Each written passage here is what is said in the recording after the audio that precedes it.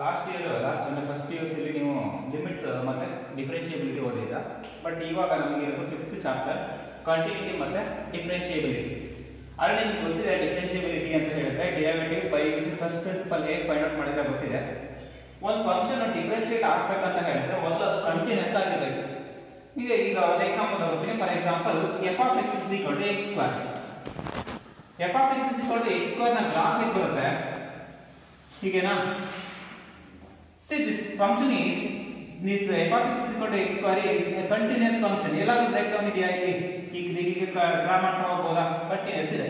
But ನಾನು ಇನ್ನೊಂದು function ತಗೋತೀನಿ, sign of function. Suppose f of x is equal to 1 if x is greater than 0 if x is equal to 0 minus 1 if x less than 0.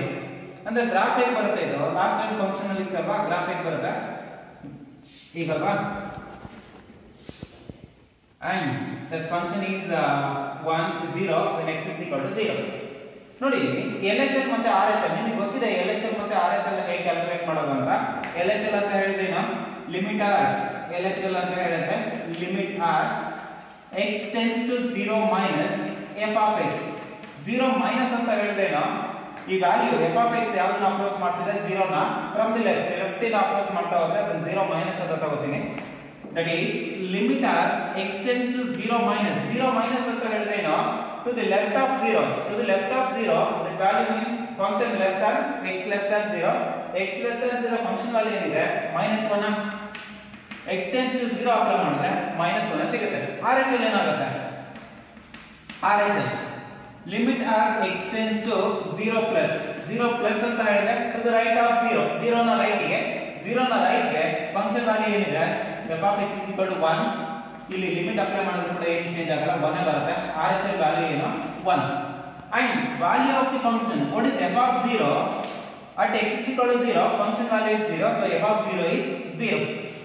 ನೋಡಿ ಏನಾಗ್ತಿದೆ ಅಂದ್ರೆ left ಇಂದ ಬರ್ತಿರೋ value -1 ಅಲ್ಲಿ end ಆಗ್ತಿದೆ, ಅಂದ್ರೆ LHS -1 ಬರ್ತಿದೆ. ರೈಟ್ ಇಂದ ಬರ್ತಿರೋದು +1 ಅಲ್ಲಿ ಎಂಡ್ ಆಗ್ತಿದೆ, +1 here -1 0. and value of the function is 0. is it continuous at x is equal to 0? ಇದು ಕಂಟಿನ್ಯೂಸ್ ಆಗುತ್ತೆ x is equal to 0 ಅಲ್ಲಿ. it is not continuous at x is equal to 0. ನೋಡಿ ಇಲ್ಲಿ ಬಂದು ಇಲ್ಲಿ ಎಂಡ್ ಆಗ್ತಿದೆ, ಮತ್ತೆ ಇಲ್ಲಿಂದ ಸ್ಟಾರ್ಟ್ ಆಗ್ತಿದೆ. ಓಕೆನಾ? ಹಾಗಾಗಿ ಈ ಫಂಕ್ಷನ್ ಕಂಟಿನ್ಯೂಸ್ ಆಗಲ್ಲ. ಕಂಟಿನ್ಯೂಸ್ ಆಗ್ಬೇಕಂತ ಹೇಳಿದ್ರೆ ನೋಡಿ ಇದರಲ್ಲಿ x is equal to 0 ಅಲ್ಲಿ ಚೆಕ್ ಮಾಡ್ತೀನಿ. LHS ಅಂತ ಹೇಳಿದ್ರೆ ನಾವು limit as x tends to 0 minus ಅಂತ ಹೇಳಿದ್ರೆ ಇಲ್ಲಿ ಫಂಕ್ಷನ್ ವ್ಯಾಲ್ಯೂ x ಸ್ಕ್ವೇರ್ ಆಗುತ್ತೆ. when x tends to 0 RHS ಅಂತ ಹೇಳಿದ್ರೆ limit as x tends to 0 minus 0 plus f of x ಅಂತ ಹೇಳಿದ್ರೆ ನಾವು limit as x tends to 0 plus ಇದು x belongs to r ಅಂದ್ರೆ 0 plus ಇದು ಅದೇ ಫಂಕ್ಷನ್ ವ್ಯಾಲ್ಯೂ ಇದೆ, 0 minus ಕೂಡ ಅದೇ ಫಂಕ್ಷನ್ ಇದೆ. ಹಾಗಾಗಿ ನಾನು ಎಲ್ಲಾ ಕೇಸಲ್ಲೂ ಕೂಡ f of x value x square ತಗೋತೀನಿ. x square this is also 0 square 0. and value of the function, what is f of 0? f of 0 is 0 square, that is also 0. ಏನಾಗ್ತಿದೆ ಇಲ್ಲಿ? LHS 0 ಬರ್ತಿದೆ, RHS ಕೂಡ 0 ಬರ್ತಿದೆ, and value of the function also 0. ಅಂದ್ರೆ left ಇಂದ approach ಆಗ್ತಿರೋದು 0 ಗೆ end ಆಗ್ತಿದೆ, ರೈಟ್ ಇಂದ ಬರ್ತಿರೋದು ಕೂಡ 0 ಗೆ ಎಂಡ್ ಆಗ್ತಿದೆ, and value of the function also 0. ಅಂದ್ರೆ ಈ ಫಂಕ್ಷನ್ ಏನಾಗ್ತಿದೆ? 0 ಅಲ್ಲಿ ಕಂಟಿನ್ಯೂಸ್ ಆಗಿದೆಯಾ? ಇಲ್ಲಿ ಏನಾದರೂ ಬ್ರೇಕ್ ಡೌನ್ ಇದೆಯಾ? there is no breakdown, so this function is continuous at x is equal to 0.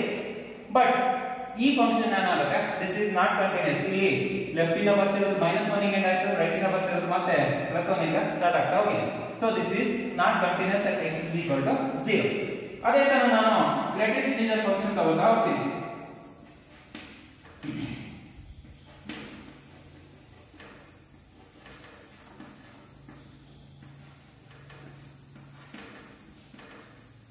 ಓಕೆನಾ? ಇಲ್ಲಿ ನೋಡಿ ಗೊತ್ತಿದೆ ನಿಮಗೆ ಹೇಗೆ ಅಂತ. ಈ ಗ್ರೇಟೆಸ್ಟ್ ಇಂಟಿಜರ್ ಫಂಕ್ಷನ್ ಹೇಗೆ ಬರುತ್ತೆ ಅಂತ. ಈ ಕಂಟಿನ್ಯೂಸ್ ಈ open interval 0, 1 it is continuous. But where is discontinuous? ಎಲ್ಲಿ ಡಿಸ್ಕಂಟಿನ್ಯೂಸ್ ಆಗುತ್ತೆ? At integers. ಈ ಎಲ್ಲ ಇಂಟಿಜರ್ಸ್ ಫಾರ್ ಎಕ್ಸಾಂಪಲ್ 1 ಅಲ್ಲಿ ಇದು ಡಿಸ್ಕಂಟಿನ್ಯೂಸ್ ಆಗುತ್ತೆ, ಮತ್ತೆ 0.2 ಅಲ್ಲಿ ಡಿಸ್ಕಂಟಿನ್ಯೂಸ್ ಆಗುತ್ತೆ, and 3 also is discontinuous. And means this greatest integer function is discontinuous at all integral part. ಈ ಯಾವ ಇಂಟಿಜರ್ ಪಾರ್ಟ್ ಇದೆ ಈ ಇಂಟಿಜರ್ ಅಲ್ಲೆಲ್ಲ ಏನಾಗುತ್ತೆ? ಇದು ಡಿಸ್ಕಂಟಿನ್ಯೂಸ್ ಆಗ್ತಾ ಹೋಗುತ್ತೆ. but all other integers, sorry, real numbers is continuous. ನೋಡಿ ಇಲ್ಲಿಂದ ಇಲ್ಲಿಗೆ in between 1 to 2, 1 ಮತ್ತೆ 2 ಮಧ್ಯೆ ಏನಾಗಿದೆ ಕಂಟಿನ್ಯೂಸ್ ಆಗಿದೆ. ಇಲ್ಲೆಲ್ಲಾದ್ರೂ ಬ್ರೇಕ್ ಡೌನ್ ಇದೆ ಇಲ್ಲಿ ತನಕ. And from 1 to 2 it is, sorry, 2 to 3 also continuous. 2 to 3 to 4 also continuous. But ಎಲ್ಲಿಂದ ಎಲ್ಲಿ ಜಂಪ್ ಆಗಿರೋದು ಇದು ಎಲ್ಲ ಇಂಟಿಜರ್ ಜಂಪ್ ಆಗ್ತಾ ಹೋಗಿದೆ step function. So it is discontinuous at x is equal to 1, 2 and 3. ಮಕ್ಕಳೇ ಇದು ಮೊದಲು ಡಿಫರೆನ್ಷಿಯಬಲ್ ಆಗಬೇಕು ಅಂತ ಹೇಳಿದ್ರೆ ಅದೇನಾಗಿರಬೇಕು ಕಂಟಿನ್ಯೂಸ್ ಆಗಿರಬೇಕು. ಈ ರೀತಿ ಅಲ್ವಾ ಈ ಫಂಕ್ಷನ್ಗೆ ಮತ್ತೆ ಈ ಫಂಕ್ಷನ್ಗೆ ನಮಗೆ ಡಿಫರೆನ್ಷಿಯಲ್ ಡೆರಿವೇಟಿವ್ ನ ಫೈಂಡ್ ಔಟ್ ಮಾಡಕ್ಕಾಗಲ್ಲ. Only can find derivative for this type of function ಅಂದ್ರೆ ಕಂಟಿನ್ಯೂಸ್ ಫಂಕ್ಷನ್ ಮಾಡಬಹುದು. ಕಂಟಿನ್ಯೂಟಿ ಡೆಫಿನಿಷನ್ ಏನು ಹಾಗಿದ್ರೆ LHL is equal to RHL is equal to value of the function f of a. Suppose the function f must be, f is the real valued function and a be any point in its domain. ಅದರ domain ಅಲ್ಲಿ point ತಗೊಂಡ್ರೆ ಯಾವಾಗ continuous ಆಗುತ್ತೆ ಅಂತ ಹೇಳಿದ್ರೆ LHL ಮತ್ತೆ RHL ಮತ್ತೆ value of the function ನೋಡಿ ಇದೆ LHL 0 ಬರ್ತಿದೆ RHL 0 ಬರ್ತಿದೆ value of the function also 0. So it is continuous at x is equal to 0. R can write this as limit as x tends to a f of x is equal to f of a. ಓಕೆನಾ ಆಯ್ತಾ. ಇದೆಲ್ಲ splitting function ಆಗಿದೆ ಅಂದ್ರೆ splitting ಅಂತ ಹೇಳಿದ್ರೆ ಈ ತರ function ಆಗಿದೆ ನಾವು ಏನ್ ಫೈಂಡ್ ಔಟ್ ಮಾಡಬೇಕು LHL RHL ಮತ್ತೆ ವ್ಯಾಲ್ಯೂ ಆಫ್ ಫಂಕ್ಷನ್ ಮಾಡ್ತೀರಾ. ಈ ತರ ನಾನ್ ಸ್ಪ್ಲಿಟಿಂಗ್ ಫಂಕ್ಷನ್ ಆಗಿದೆ just we can do this one limit as x tends to a f of x is equal to a. x tends to a ಅಂತ ಹೇಳಿದ್ರೆ it may be LHL RHL ಆದ್ರೂ ಆಗಿರ್ಬೋದು a minus ಅಥವಾ a plus ಎರಡನ್ನೂ ಕೂಡ ಆಗಿರ್ತದೆ. ಓಕೆನಾ. instead of LHL and RHL we can just do limit as x tends to a f of x ಇದನ್ನ ಅಷ್ಟೇ ಮಾಡಬಹುದು. ನೋಡಿ ಇದು ಕಂಟಿನ್ಯೂಟಿ ಡೆಫಿನಿಷನ್. ಅದೇ ಲಿಮಿಟ್ ಎಕ್ಸಿಸ್ಟ್ ಆದ್ರೆ ಏನಾಗಬೇಕು ಲಿಮಿಟ್ ನಾವು ಪ್ರೀವಿಯಸ್ ಲಾಸ್ಟ್ ಇಯರ್ ಮಾಡ್ತಿದ್ವಿ ಲಿಮಿಟ್ ಎಕ್ಸಿಸ್ಟ್ ಆಗುತ್ತೆ ಅಂತ ಅದು ಯಾವಾಗ LHL ಮತ್ತೆ RHL ಅಷ್ಟೇ ಈಕ್ವಲ್ ಆಗಿದ್ರೆ ಲಿಮಿಟ್ ಎಕ್ಸಿಸ್ಟ್ ಆಗುತ್ತೆ ಅಂತ ಹೇಳ್ತೀವಿ. ಅದು function value of function equal ಆದ್ರೆ ಇದು ಕಂಟಿನ್ಯೂಸ್ ಆಗುತ್ತೆ. ಯಾವುದೋ ಒಂದು ಫಂಕ್ಷನ್ ಈ ಕಂಡೀಷನ್ ನ ಸ್ಯಾಟಿಸ್ಫೈ ಮಾಡ್ತಿದೆ ಅಂತ ಹೇಳಿದ್ರೆ we can say that function is continuous. ಓಕೆನಾ. ಆ ಫಂಕ್ಷನ್ ಕಂಟಿನ್ಯೂಸ್ ಆಗುತ್ತೆ ಅಂತ ಹೇಳ್ಬೋದು. ಈ ಎರಡು ಅಂದ್ರೆ ಇದು ಡೆಫಿನಿಷನ್ ಆಫ್ ಕಂಟಿನ್ಯೂಟಿ. ನಾನು ಈ ಪ್ರಾಬ್ಲಮ್ಸ್ ಇದೆ ಎಲ್ಲ ಕಂಟಿನ್ಯೂಟಿ ಪ್ರಾಬ್ಲಮ್ಸ್ ನ ಆಮೇಲೆ ಲಾಸ್ಟ್ ಇಯರ್ ಮಾಡ್ತೀನಿ ಅಂದ್ರೆ ನಿಮಗೆ ಆಲ್ರೆಡಿ ಡೆರಿವೇಟಿವ್ ಕಾನ್ಸೆಪ್ಟ್ ನ ಲಿಂಕ್ ಇದೆ. Last year first principle use ಮಾಡಿ ಡೆರಿವೇಟಿವ್ ನ ಫೈಂಡ್ ಔಟ್ ಮಾಡಿದ್ದಾರೆ.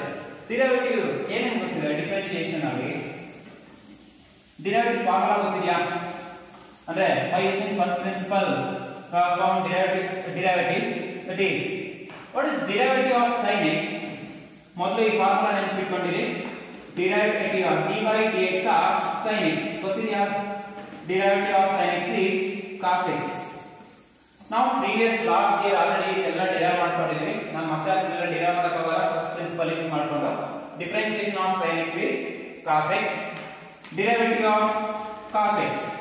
cos x ನ ಡಿಫರೆನ್ಷಿಯೇಷನ್ ಏನು minus sin x. Derivative of tan x. Derivative of tan x is secant square x. Differentiation of cot x is minus cosecant square x. Differentiation of secant x. Secant x into tan x. Differentiation of cosecant x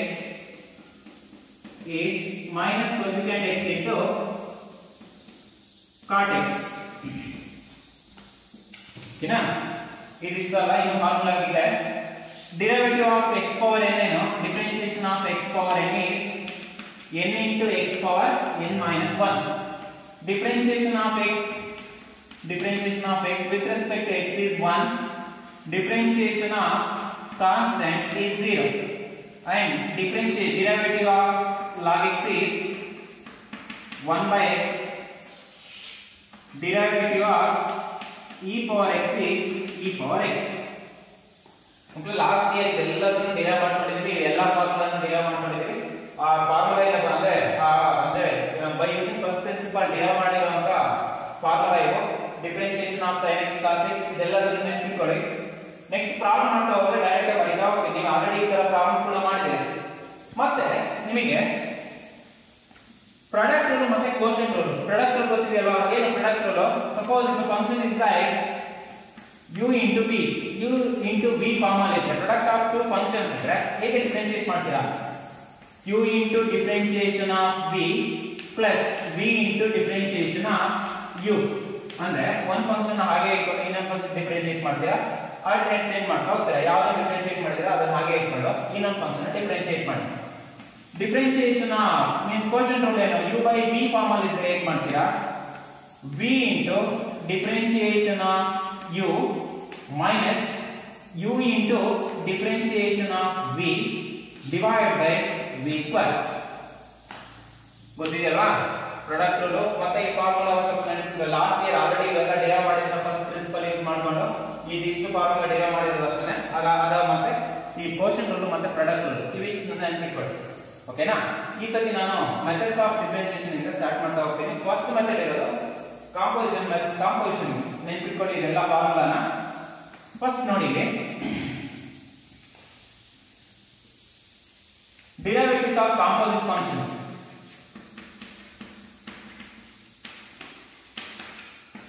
ಓಕೆನಾ. Derivative of composite function. Suppose I take y is equal to sin x square. What I am here, ಈ ಏನಿದೆ ನಮಗೆ y is equal to sin x square ಅಂತ ಹೇಳಿದ್ರೆ ಇಲ್ಲಿ ಎರಡು function ಇದೆ, ಒಂದು sin x ಮತ್ತೆ ಕಾಂಪೋಸಿಷನ್ ಆಫ್ ಟೂ ಫಂಕ್ಷನ್ಸ್, ಒಂದು sin x and another one is x square. ಒಂದು f of x is equal to sin x ಅಂತ ತಗೋತೀನಿ and g of x x square ಅಂತ ತಗೊಂಡ್ರೆ ಇದೆರಡು ಕಾಂಪೋಸಿಷನ್ ಏನು, sin x square. ನಿಮಗೆ ಗೊತ್ತೇ ಫಾರ್ಮುಲಾ ಗೊತ್ತಿದೆ, sin x ಗೆ ಫಾರ್ಮುಲಾ ಗೊತ್ತು, sin x ನ ಡೆರಿವೇಟಿವ್ ಏನು cos x. But sin x square ಗೆ ಡಿಫರೆನ್ಶಿಯೇಟ್ ಮಾಡ್ತೀರಾ ಅಂತ ಹೇಳಿದ್ರೆ first right here differentiate with respect to x. Differentiate with respect to x. y ನ with respect to x differentiate ಮಾಡಿದ್ರೆ ಏನಾಗುತ್ತೆ, dy by dx is equal to d by dx of ಇಲ್ಲಿ just d by dx ನ ಮಾಡ್ತೀವಿ sin x square. ಇಲ್ಲಿ composite function ಇರೋದ್ರಿಂದ ಮೊದಲು ನಾವು ಔಟ್ಸೈಡ್ ಫಂಕ್ಷನ್ ಗೆ ಡಿಫರೆನ್ಶಿಯೇಟ್ ಮಾಡಬೇಕು. ಇಲ್ಲಿ ಔಟ್ಸೈಡ್ ಫಂಕ್ಷನ್ ಯಾವುದು sin, ಅದು ಆಂಗಲ್ ಒಳಗೆ x ಸ್ಕ್ವೇರ್ ಇದೆ. ಓಕೆನಾ. sin ನ ಡಿಫರೆನ್ಶಿಯೇಷನ್ ಏನು ಆಲ್ರೆಡಿ ಗೊತ್ತಿದೆ ನಮಗೆ, sin x ನ ಡಿಫರೆನ್ಶಿಯೇಷನ್ cos x. ಅದೇ ತರ sin x ಸ್ಕ್ವೇರ್ ನ ಡಿಫರೆನ್ಶಿಯೇಷನ್ ಏನು, sin ನ ಡಿಫರೆನ್ಶಿಯೇಷನ್ ಏನು cos. ಆಂಗಲ್ ಅಲ್ಲಿ ಏನಿದೆ ಅದೇ ಬರ್ಕೊಳ್ಳಿ. Suppose if it is other than x ಅಂದ್ರೆ x ಬಿಟ್ಟು ಬೇರೆ ಏನಾದರೂ ಇದ್ರೆ ಮತ್ತೆ ಅದನ್ನ ಡಿಫರೆನ್ಶಿಯೇಟ್ ಮಾಡಬೇಕು. Again differentiate x square. ಈ x ಸ್ಕ್ವೇರ್ ನ ಮತ್ತೆ ಡಿಫರೆನ್ಶಿಯೇಟ್ ಮಾಡಿ, ಅಲ್ಲಿಗೆ ಏನಾಗುತ್ತೆ cos of x square. Don't write within here differentiation. Differentiation of x square is 2x. ಇದು ಹೇಗೆ ಬಂತು ಹೇಳಿ, x square ನ differentiation x power n formula use ಮಾಡಿದ್ರೆ x power n ಫಾರ್ಮುಲಾ ಏನು, n into x power n minus 1, 2 into x power 2 minus 1, 2 into x power 1, that is 2x. ಓಕೆನಾ. ಮೊದಲು composite function, ಇಲ್ಲಿ ಆಲ್ರೆಡಿ ನೀವು simple functions ಎಲ್ಲ ಮಾಡಿದ್ರೆ ಮಕ್ಕಳ, ನಮಗೆ ಇಲ್ಲಿ ಮಾಡ್ತಿರೋದು ಫಸ್ಟ್ ಟೈಪ್ ಏನು, ಕಾಂಪೋಸಿಟ್ ಫಂಕ್ಷನ್. 1 ಮಾರ್ಕ್ಸ್ ಗೆ ಯಾವ್ದಾದ್ರು ಒಂದು ಕಂಪಲ್ಸರಿ ಕ್ವಶನ್ ಬರುತ್ತೆ ಕಾಂಪೋಸಿಟ್ ಫಂಕ್ಷನ್ ಮೇಲೆ. ನೋಡ್ಕೊಳ್ಳಿ, y is equal to sin of x square ಇದೆ. ನಿಮಗೆ ಗೊತ್ತಿರೋ ಫಾರ್ಮುಲಾ sin x ಗೆ ಡಿಫರೆನ್ಶಿಯೇಟ್ ಮಾಡ್ತೀನಿ. ಮೊದಲೇ ಔಟ್ಸೈಡ್ ಫಂಕ್ಷನ್ ಗೆ ಡಿಫರೆನ್ಶಿಯೇಟ್ ಮಾಡಬೇಕು. ಔಟ್ಸೈಡ್ ಫಂಕ್ಷನ್ ಯಾವುದು, sin. ಆಂಗಲ್ ಒಳಗೆ cos x square ಇದೆ. ಇಲ್ಲಿ sin ನ ಡಿಫರೆನ್ಶಿಯೇಷನ್ cos, sin ನ ಡಿಫರೆನ್ಶಿಯೇಷನ್ cos. ಆಂಗಲ್ ಏನಿದೆ ಹಾಗೆ ಬರ್ಕೊಳ್ಳಿ. ಆಂಗಲ್ ನ ಸಪರೇಟ್ ಆಗಿ ಅಂದ್ರೆ ಇಲ್ಲಿ x ಬಿಟ್ಟು ಬೇರೆ ಏನೇ ಇದೆ, x ಬಿಟ್ಟು x ಇದ್ರೂ ಡಿಫರೆನ್ಶಿಯೇಟ್ ಮಾಡಬೇಕು. x ಇಂದ 1 ಬರುತ್ತೆ, ಅದಕ್ಕೆ ಬರೆಯಕ್ಕೆ ಹೋಗಲ್ಲ ಅಷ್ಟೇ. ಆಯ್ತಾ. x ಸ್ಕ್ವೇರ್ ನ ಡಿಫರೆನ್ಶಿಯೇಷನ್ ಏನು, 2x. ಹಾಗಾಗಿ sin x ಸ್ಕ್ವೇರ್ ನ differentiation cos x square into 2x. ನೋಡಿ ಇಲ್ಲಿ ನಾವು ತಗೋತೀವಿ y is equal to tan of 2x plus 3. y is equal to tan of 2x plus 3. ಗೊತ್ತಿರೋ ಫಾರ್ಮುಲಾ ಯಾವುದು ಇಲ್ಲಿ, y is equal to what is derivative of tan x. tan x ನ differentiation ಏನು, secant square x. ಇದು ಹೇಗೆ differentiate ಮಾಡ್ತೀರಾ, differentiate with respect to x. with respect to x differentiate ಮಾಡ್ತಾ ಹೋಗಿ, because here independent variable is x. dy by dx is equal to dy by dx of tan 2x plus 3. here this is the outside function. ಈ outside function ಯಾವುದು ಇಲ್ಲಿ, tan. ಈ tan first differentiate ಮಾಡಿ, what is tan x differentiation, tan x ಅಲ್ಲ but tan 2x plus 3 ಇದೆ. Outside function ಯಾವುದು, tan. tan ನ differentiate ಮಾಡಿದ್ರೆ ಏನಾಗುತ್ತೆ, tan differentiation is secant square x. ಹಾಗಾಗಿ tan 2x plus 3 ನ ಡಿಫರೆನ್ಶಿಯೇಷನ್ ಏನು, secant square 2x plus 3. ಮಕ್ಕಳ ಈ ಆಂಗಲ್ ಏನು ಚೇಂಜ್ ಮಾಡಕ್ಕೆ ಹೋಗ್ಬೇಡಿ. tan ಗೆ ಅಂತ ಡಿಫರೆನ್ಶಿಯೇಟ್ ಮಾಡಿರೋದು, tan ನ ಡಿಫರೆನ್ಶಿಯೇಷನ್ secant square. ಆಂಗಲ್ ಅಲ್ಲಿ ಏನಿದೆ ಹಾಗೆ ಬರ್ಕೊಳ್ಳಿ. ಮತ್ತೆ ಇಲ್ಲಿ 2x plus 3 ನ ಡಿಫರೆನ್ಶಿಯೇಟ್ ಮಾಡಬೇಕು. Again differentiation of 2x plus 3, that is secant secant square 2x plus 3 into differentiation of 2x plus 3. 2x plus 3 ನ differentiation ಏನು? 2 into ಇಲ್ಲಿ constant ಆಗಿ ಇಟ್ಕೊಳ್ಳಿ x ನ differentiation. What is derivative of x? 1 differentiation of x is 1 plus 3. 3 is constant, so the derivative is 0. ಮಕ್ಕಳು ನೋಡಿ ಇಲ್ಲಿ constant ಇದೆ ವೇರಿಯಬಲ್ ಇದ್ರೆ ಅದು ಕಾನ್ಸ್ಟೆಂಟ್ ಮತ್ತೆ ಇಲ್ಲಿ ಕಾನ್ಸ್ಟೆಂಟ್ ಇದೆ ಅಂತ differentiation 0 ಬರೀಬೇಡಿ. here we have variable x. Variable ಇದೆ ಕಾನ್ಸ್ಟೆಂಟ್ ಇದೆ 0 ಅಂತ ಬರೆಯಬೇಡ. ಈ ಕಾನ್ಸ್ಟೆಂಟ್ ನ ಹೊರಗಡೆ ತೆಗೆದು ವೇರಿಯಬಲ್ ಗೆ ಡಿಫರೆನ್ಷಿಯೇಟ್ ಮಾಡಿ. ಈ ಕಾನ್ಸ್ಟೆಂಟ್ ನ ಹೊರಗಡೆ ಇಟ್ಕೊಂಡು x ನ ಡಿಫರೆನ್ಷಿಯೇಷನ್ 1 ಪ್ಲಸ್ ಇಲ್ಲಿ ಕಾನ್ಸ್ಟೆಂಟ್ ಅಲೋನ್ ಆಗಿದ್ರೆ ಅದರ ಡೆರಿವೇಟಿವ್ 0 ಆಗಿರುತ್ತೆ. ಹಾಗಾಗಿ 3 ನ ಡಿಫರೆನ್ಷಿಯೇಷನ್ 0. ಅದಕ್ಕೆ differentiation of secant square 2x sorry tan 2x plus 3 ಏನು 2 into 1 2 secant square 2x plus 3. ಅರ್ಥ ಆಯ್ತಾ? ಇಲ್ಲಿ 2 ಇದೆಯಲ್ಲ ಅದನ್ನ ಫಸ್ಟ್ ಬರ್ಕೊಳ್ಳಿ ಇಲ್ಲಂದ್ರೆ 2 into secant square 2x plus 3. ನೋಡಿ ಇನ್ನೊಂದು ಫಂಕ್ಷನ್ ತಗೋತೀವಿ. What is the differentiation of root x? root x ನ ಡಿಫರೆನ್ಷಿಯೇಷನ್ ಏನು? 1 divided by 2 root x. Already ಬೇರೆ ಮಾಡಿದ್ರೆ ಫಾರ್ಮುಲಾ ನೋಡ್ಕೊಳ್ಳಿ. ಡಿಫರೆನ್ಷಿಯೇಷನ್ of root x is 1 by root x because you can use x power n formula. ಇಲ್ಲಿ x power 1 by 2 ಅಂತ ಬರ್ಕೊಂಡು ಈ ಫಾರ್ಮುಲಾ ಕೂಡ ಯೂಸ್ ಮಾಡಬಹುದು. ಯಾವಾಗಲೂ ಯೂಸ್ ಮಾಡಿ. ನೋಡಿ ಇಲ್ಲಿ ನಾನು ಪ್ರಾಬ್ಲಮ್ ಮಾಡ್ತೀನಿ. y is equal to root of cot root x. ಇಲ್ಲಿ ಯಾವುದು ಫಸ್ಟ್ ಫಂಕ್ಷನ್ ಡಿಫರೆನ್ಷಿಯೇಟ್ ಮಾಡ್ತೀನಿ. Differentiate with respect to x. ನೀಟಾಗಿ ನೋಡ್ಕೊಳ್ಳಿ. ಇಲ್ಲಿ ಔಟ್ಸೈಡ್ ಫಂಕ್ಷನ್ ಕಾಟ್ ಅಲ್ಲ, ಔಟ್ಸೈಡ್ ಫಂಕ್ಷನ್ ಏನಿರೋದು ಮೊದಲು ರೂಟ್ ಇರೋದು. First have to differentiate for this root. ಈ ರೂಟ್ ಗೆ ಮೊದಲು ಡಿಫರೆನ್ಷಿಯೇಟ್ ಮಾಡ್ತೀರಾ. ಅದಾದ್ಮೇಲೆ ಇನ್ಸೈಡ್ ಫಂಕ್ಷನ್ ಯಾವುದು? ಕಾಟ್. ಕಾಟ್ ನ ಆಂಗಲ್ ಒಳಗೆ ರೂಟ್ ಇದೆ. ಮೊದಲು ಔಟ್ಸೈಡ್ ಫಂಕ್ಷನ್ ಯಾವುದು ಇರೋದು? ರೂಟ್. ಈ ರೂಟ್ ಗೆ ಡಿಫರೆನ್ಷಿಯೇಟ್ ಮಾಡ್ತೀನಿ. ನೋಡಿ ಇಲ್ಲಿ dy by dx is equal to see this is like root x. ಇಲ್ಲಿ ಏನಾದರೂ ಇಲ್ಲಿ ಮಕ್ಕಳ ಇದನ್ನ x ಆಗಿ ಟ್ರೀಟ್ ಮಾಡ್ತೀರಾ. what is root x differentiation? 1 by 2 root x. ಹಾಗಿದ್ರೆ ಇಲ್ಲಿ ಏನಾಗುತ್ತೆ? 1 divided by 2 root cot root x.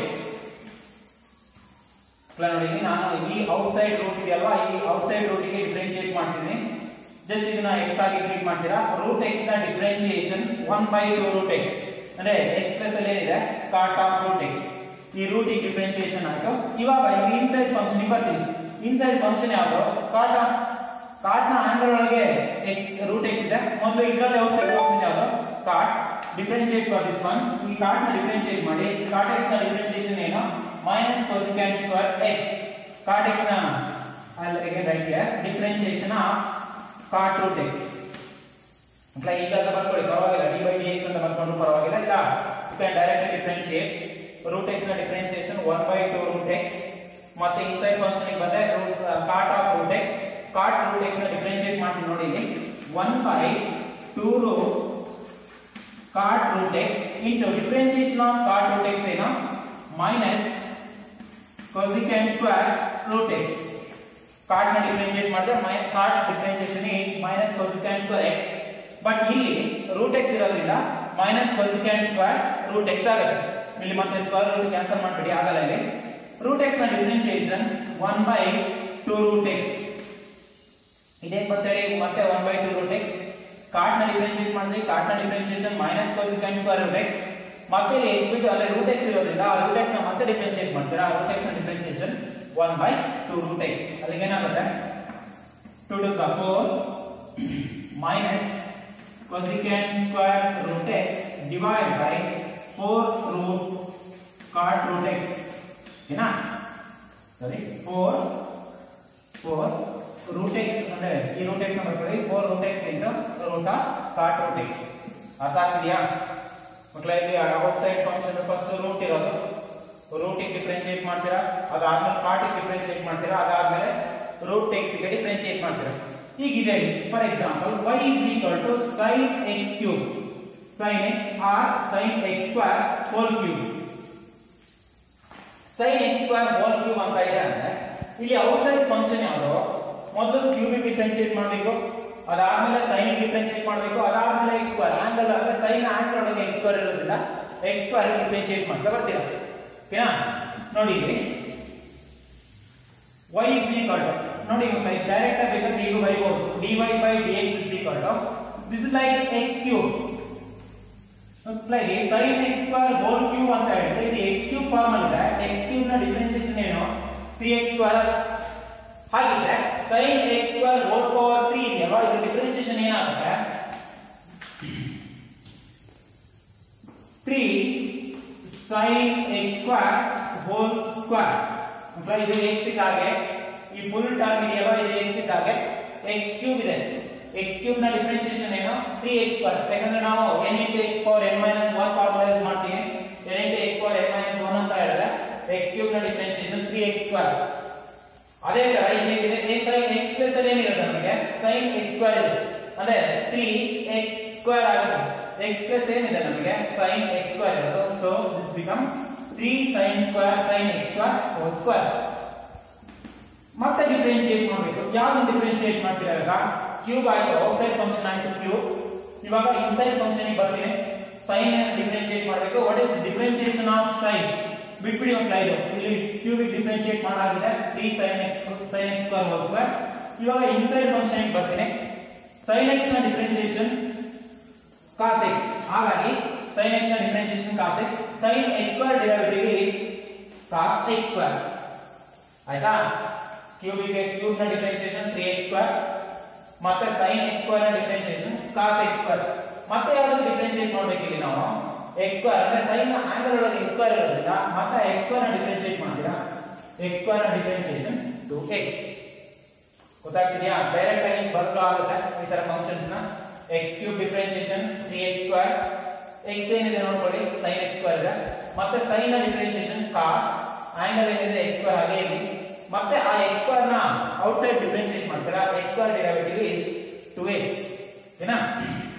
ಈಗ ನಾನು ಅದೇ ತರ function for example y is equal to 3 cos of log x ಅಂತ ತಗೋತೀವಿ.